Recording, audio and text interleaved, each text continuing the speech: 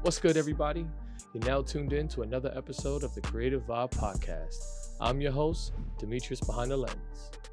Today's guest is New York City's most influential producer, D.W.I, C.E.O. of Damatrix Studios. What's good, D.W.I? Thanks for coming on the show, man. What's good, man? Thanks for having me, man. I'm happy to be here today. We're taking a trip down memory lane, I would imagine, so I'm in the building. Yeah, that's what's up, man. How's everything been, though, COVID-wise? It's been a crazy year, obviously, for business and for everyone. Man, How have you been able to cope with that? COVID-wise, man, it was grand opening, grand closing. I had a new studio down on 43rd Street in Broadway, which was our dream to make it to the big leagues, and got down there, and then within 4 months, they shut us down. But I had COVID. I lost my dad last year, but it was some positives that came out of it. I built this new place here, and I'm happy to be here now. Well, first off, rest in peace to Mr. Williams. He was like Definitely. a pops to all of us in some kind of way. Mm-hmm. And yeah, it's a good thing that you got over the COVID. And I like the setup. You've bounced back once again. Yeah. New location. So that's what it is. Thank you. Shout out to Bronx Photo as well. Yeah, shout out to Bronx Photos. And shout out to you for helping me, picking up the call when I needed to help me with all this lighting and effects and all that. I think I finally got it somewhat to what the vision was. So we're in the building though. Yeah. You already know, man. Yeah. So I want to go back to the beginning for those who don't know who D.W.I is and Damatrix Studios and what it's about. For all the people here in the UK and the Mandem, because I'm based in the UK.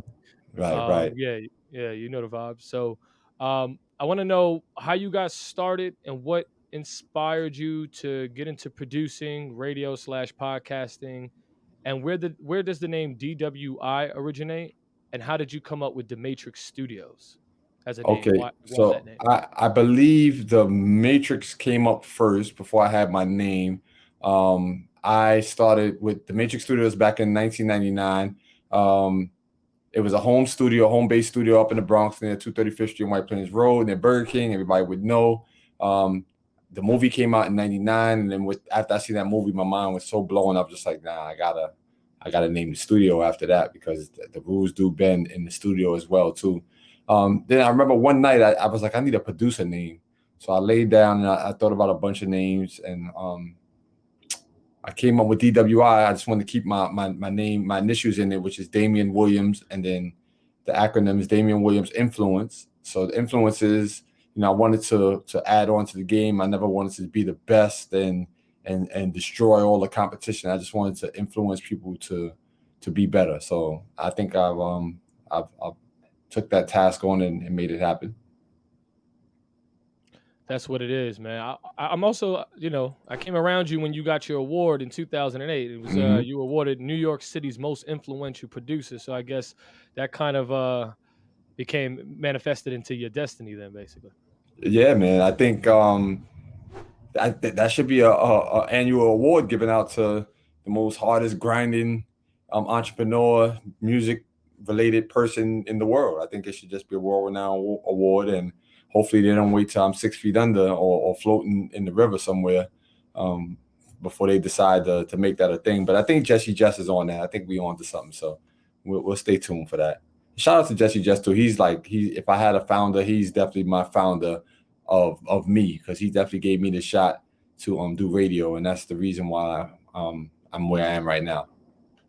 Okay, so I'm guessing that's what sparked the whole radio side of things, because I know you were producing, you were doing the recording and making beats. A couple of Route 1 albums. I was working with the local artists in the neighborhood. I actually had some people that I came up under, Swiss Beats being one of them. My guys, Straight Bangers, Pat and Rice, then B. Lyles, my man Nasty Noah, both my uncles Aaron and Sean. Man, it's so much. James, my man James from down the hill, Rob, like it's so many different people that was in that mix of that potluck of music that helped. My boy Ariel, shout out to Ariel too. Ariel drew my logo. That's my brother from another, my goddaughter's father. So yeah, it's a village. It took a village to make the Damatrix Studios, and it still takes a village. Like I'm not a one man band. I mean, I wake up and I take everything on my back, but a lot of people pick up the pieces along the way and help me go. So yeah. That's what's up, man. Yeah, shout out to Ariel, man. That was a cool logo, man, that he did back in the day. And then obviously it's been put into 3D world and glossed up even more. So it's such a Yeah. timeless logo. Shout out to Beans for that. Shout out to Uncle Beans for taking that vision. Man, it's been so many visions along the way that was just an idea, and then I just pretty much spit it out, to someone that had the skills. Some like yourself too. You redid the Matrix logo a few times as well too. K Boogie. So yeah, it's an evolution. It just keeps going and keep growing. Well, we coined the name Radio Vision before all of this stuff that what we're doing right now, what everyone's doing right now was we kind of coined the name Radio Vision once we got into the streams and all that. But I'll touch on that in a minute Okay. because we definitely got to talk about the podcast world and the trends that's going on now. But going back to the beginning, how was it for you getting clients? Because obviously now there's Facebook ads, there's all this kind of stuff that goes on now that you can promote yourself through the internet. What was one of your methods or your scheme in getting people to figure out who you were back in that time? Well, it was all word of mouth. So one person told one person, and then that turned into two people, and then from doing 2 shows turned into 4 shows. Because pretty much how it worked is, boom, I recorded your song, and you from the neighborhood, and they say, yo, where'd you get that recorded at? Oh, my man D did it. He right in that Burger King, right in the hood. And then the hood, responds to that. And when it came to radio, same thing. Somebody produces a show, the guest comes to the show. After they leave and they put their promotion out, then somebody else sees it and asks them, yo, I want to get interviewed too. How can I get interviewed? So it was definitely just a one big social network experience for me. That's what's up. I guess it's a little bit easier now, you would say.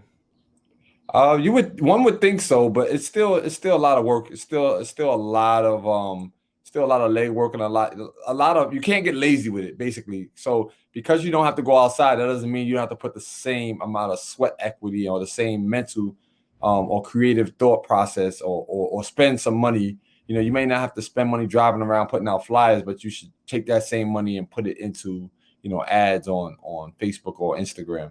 So yeah, it's definitely, but it's easier now because you can definitely, people see things faster in more different places. So you're not just local to your city. Like you're pretty much world renowned once it starts to get posted on the internet. So yeah, it works out. Yeah, that's what's up.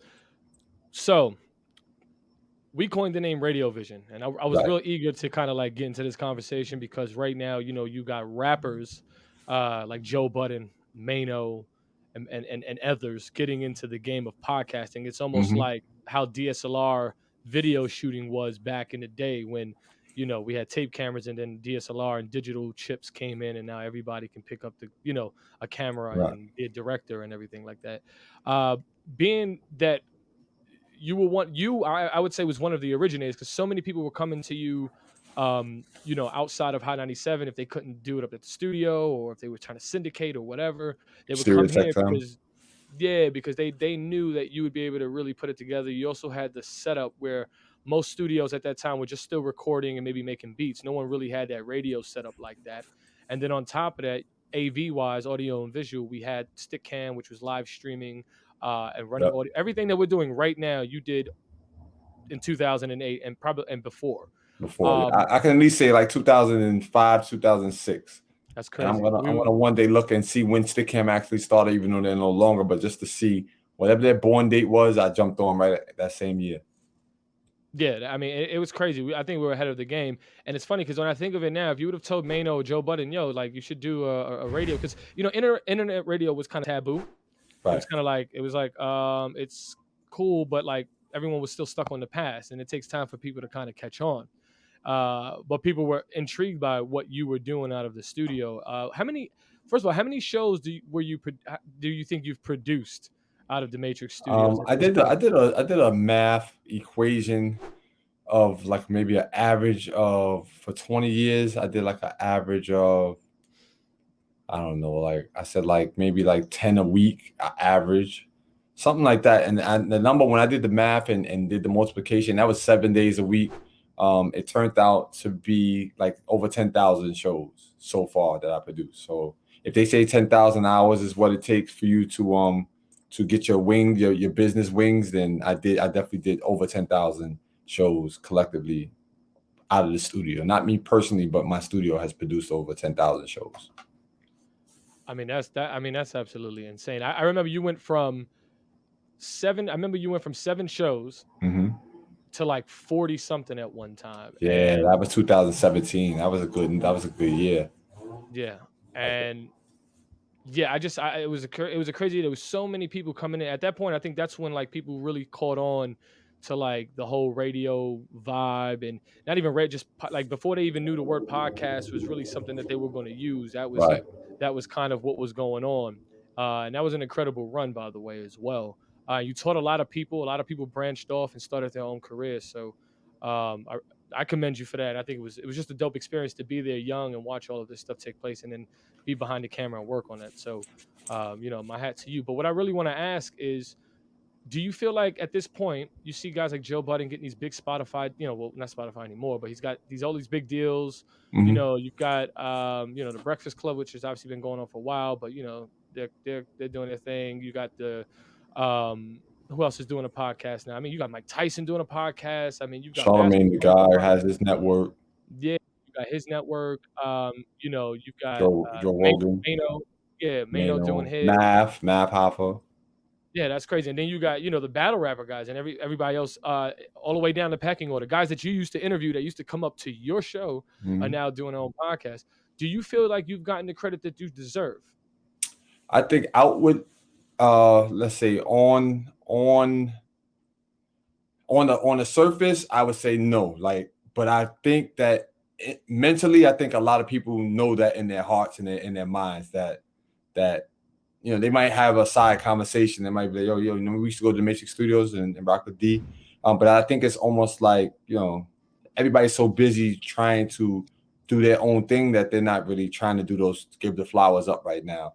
And that's fine too, because I think you was about to ask a question about Joe Buttons and them. I think I could have easily pitched something to them around that time when we were rocking with Rocky Thunder and them. And when he was calling up as a guest, had we been able to pitch it the right way and sell it on them, but they just didn't really give us the time. I think they didn't really understand what we were doing. So that's really what that was. Yeah, I remember when KRS-One came up there and he was just blown away. Like he just thought, Mm-hmm. he was really like in the Matrix ship that came out of the movie. And a lot of other people were pretty shocked at what we were doing. Um, Going to interviews, you've interviewed loads of people from all spectrums of the industry. What would you say is your top 5 interviews that have come out of the Damatrix Studios? Okay, top 5. You got 21 years now, 21 so years. So that's a I'm gonna go with it's a long time. KRS-One. I'm gonna go with KRS-One. I'm gonna go with Nipsey. I'm gonna rest in peace to Nipsey. I'm gonna go with AOC, Alexandria Ocasio, because her joint went straight to Netflix. Oh yeah, I I'm did see gonna that. go with J. Cole. J. Cole, that was dope. Me, you, Mike Barber, and Spinful. We mixed that one up nice, and that one is still currently Classic, instant still classic. a classic. And then I'm gonna go with one that I did with Phife Dawg, Chris Lighty, Busta Rhymes, and NOE, and my man The Gambler. We did that interview right before the two of them passed on, like maybe like a year apart. And that was like I think that was the last time that those two guys were together and they were like partners. And that was big to produce a sports show for Phife Dawg, like in person, like he was actually in the studio a few times. So that was pretty dope. Okay, I was surprised you didn't mention Cardi B, because we did have Cardi B up at the Right, Cardi B. studio as well. Okay, so Cardi B, that one was turned And that up. was before. That was rape. Like she came up there like twice, right? Didn't she? Mm-hmm. She's definitely on the credits, the roll credits. That's amazing. I mean, to be, independent for that long and to have these people come through and then see where some of these people have turned up. I also, you know what, Joe Jackson, Michael Jackson's father. Joe Jackson. Yeah, you only gave me 5, so I went with the 5. Yeah, it's kind of hard. To be honest, it's kind of hard to marginalize it to 5 because I mean, Joe Jackson in the Bronx. I mean, that's Michael Jackson's father. That's the next best thing. So, So that was dope. So 21 years of radio producing music. how have you survived through so many different things? Obviously, we just had a pandemic. Most people haven't businesses took a huge hit in that. 2008, I remember when I came in, there was the whole financial crisis and housing bubble, and a Right. lot of people were going through that. And then obviously you started a 9/11. Okay, we had Yeah. 9/11.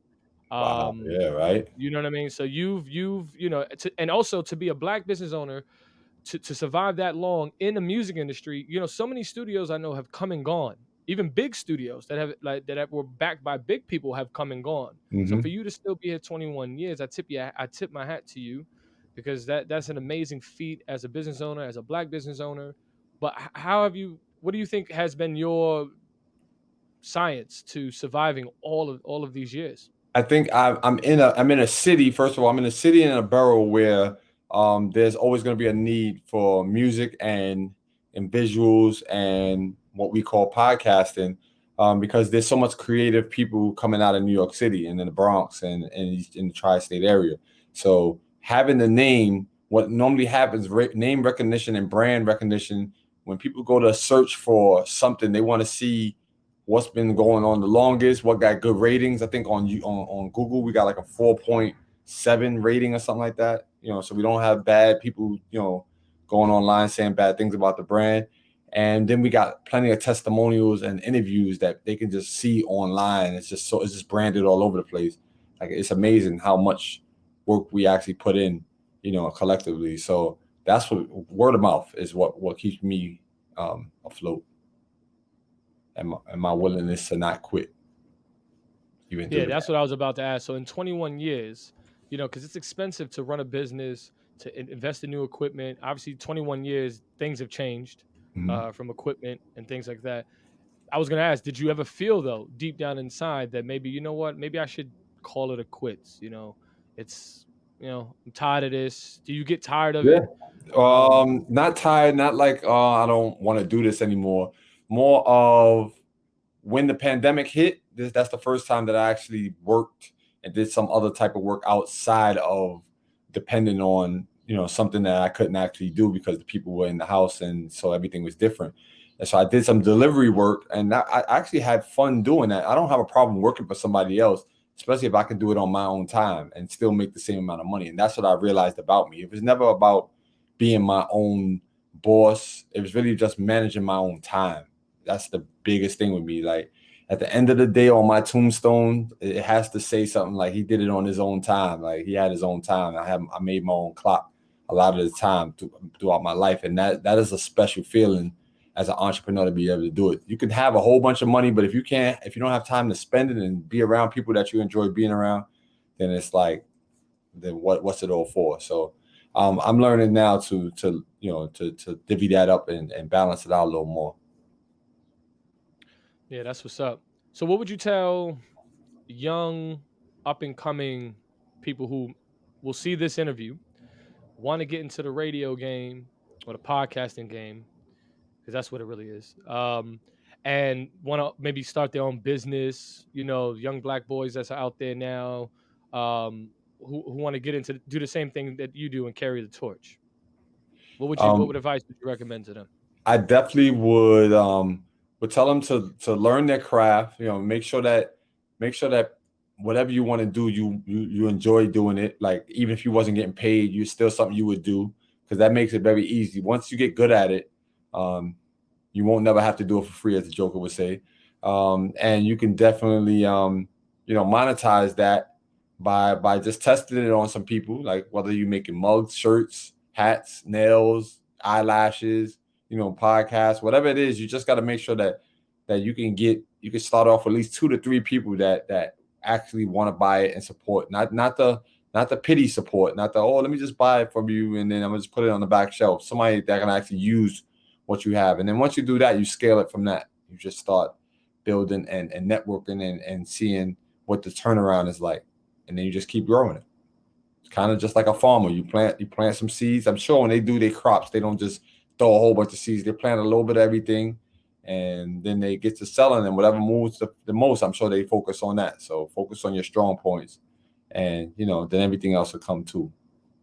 Yeah, you kind of got to learn as you go, I guess, as well. So you're gonna Yeah, take some bumps and bruises, but yeah, that's what's up. I kind of feel like you have a blueprint though, because to be able to do this for so long, and so many people have learned, and some people have even taken your style and kind of tried to do the same thing. So, which is fine. It's yeah, flattering. that's So, flattery. would you ever see yourself if you had the opportunity working for Hot 97, Power 105, or like being able to join another network outside of your own, or do you feel like nah, like I gotta hold it down just for me? Well, as long as I Uh, still have the right, as long as I still have the right to do whatever I want to do with my brand, I wouldn't mind working with several different bigger networks because I definitely want to grow and learn and be a part of things that are on an upward motion. And all that's experiences too. So as long as I'm not getting, they're not sending me to go get coffee and nothing like that, I'm good. If they're using my skill set and my knowledge to Nah, I build think you more. to build. Hold on, I think you more seasoned than that, man. They ain't gonna get you the coffee. Yeah, You got yeah, to nah, start I off ain't, with like we at ain't least a doing. senior role, man. Yeah, God. yeah, they be trying it though. They want let's Yeah. see if he'll go get us some coffee. Now I don't want it that bad. Like I'll help you, but we ain't about to be going to Dunkin' Donuts. Um, unless they cutting a big check to Yeah, go to unless they kind Dunkin' of big Donuts, yeah, listen, like I'll be the best delivery person. Nah, but the reason why I would work with another company would be to use my expertise. And I see a lot of people doing things, and me and you critique certain things. We see shows going up, and we're like, man, they could have did that better. Well, we could have did this, we could have did that. And I think coming from the tape era and CDs and mini disc and all of the stuff that we use, now it's starting to seem like it's just this one format, this digital format. So now it's really time to just master this and learn it, and then teach it to the little kids, the young ones, our juniors, and make sure that they can pick up at a young age, pick up and understand business acumen and how to handle themselves, because that's where I'm gonna make the most of my money. I think in investing in my son and letting him just enjoy life and do things. yeah, shout out to DJ, man. He's becoming a brilliant, bright kid. Watched him grow up. I've documented some of your early times with him, and it's a pleasure to see how techy he's 2.0. He's Yeah, DWI 2.0, yeah, basically. man. He sets up his whole setup every time you go to his house. He got things laying around with things that hold his phone, his microphone. He has headphones with the mic on it. He got the gaming chair. Well, Like one thing I he got will the say is I lights going commend you. around. Yeah, he's learned from you. He's come up to the studio. He's seen that, and I commend you because I remember seeing a picture of you, him with his lemonade stand, and he was getting paid from to sell lemonade, and one of his Yeah, clients Jadakiss. was Jadakiss. So, Mhm. you know what I mean. So he's already taking it to the next level, and I think that's what we need to do as black men, as fathers in general. It's just kind of push the culture forward. Plant a Yo, seed why and didn't let I them have grow. Grow. Why didn't I have Jadakiss sign the damn dollar that he gave him? That would have been classic too. Right? He could have put that in a little frame. The picture is more Yeah, than I think right, the right. picture speaks volumes. Yeah, Anyways, yeah. autographs is kind of old school, but it would be cool. But you can see him. You'll see him again, and we could just get the picture autograph and then put it in Yeah, a frame. yeah. So it's Just all tell him to good. sign the picture. Yeah, that'd be dope. Yeah, man. Yeah. So, what is the plans for the future of Damatrix Studios and DWI? Because you've done so much. Mobile transmissions, man. Being everywhere and anywhere at any time, and really like tapping into not expecting everybody to come to New York City anymore. Bringing New York to different areas and rural backyards where they don't probably won't ever catch up to us. Um, is what I think that I'm going to focus on, moving and shaking, running and Okay. gunning. Okay. Well, with that being said, then I'm in the UK. Hmm. And there's a lot of the music scene now is kind of emerging. It's getting stronger. Obviously artists are crossing over here even more. I think gigs is now in the States. You Yeah. hear a lot of the songs now in like NBA 2K and other gaming places. So now they're getting their placement, they're getting their shine. Also, you hear a lot of the producers. Like DJ Semtex out here. He made a statement saying that London producers run New York, and that kind of stirred up some stuff. But Oh, you is know, that right? yeah, the whole drill. Well, because the drill scene, a lot of the Yeah, yeah, producers now are getting placement with artists out here. Pop Smoke was one of them, with the yeah. Dior track. So, what do you think of the UK sound and the scene? And do you have anybody that you've listened to from out here? Anybody that catches your ear or eye? Well, I've interviewed a few artists from on that side. None that I can actually recall like right off the bat. So I don't want to kill myself about it, but I love the sound.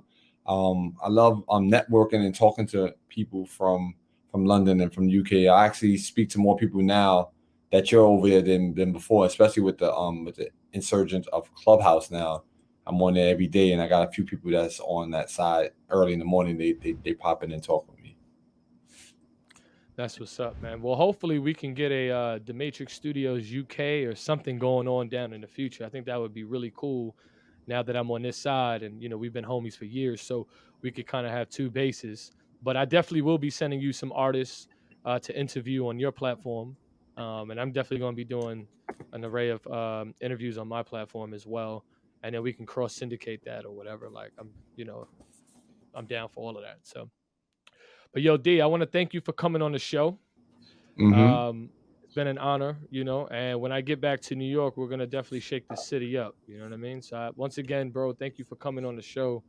I No really doubt, no doubt. appreciate your time, man. And God bless. Tell DJ I said what's up, and say hi to the family for me. All right, no doubt. I appreciate you and much success and much you know, you're about to do big things with the show. So keep doing what you're doing. Keep the vibe going. Let's be creative together. Let's make a new space. Yes, sir. Peace out, bro. Peace.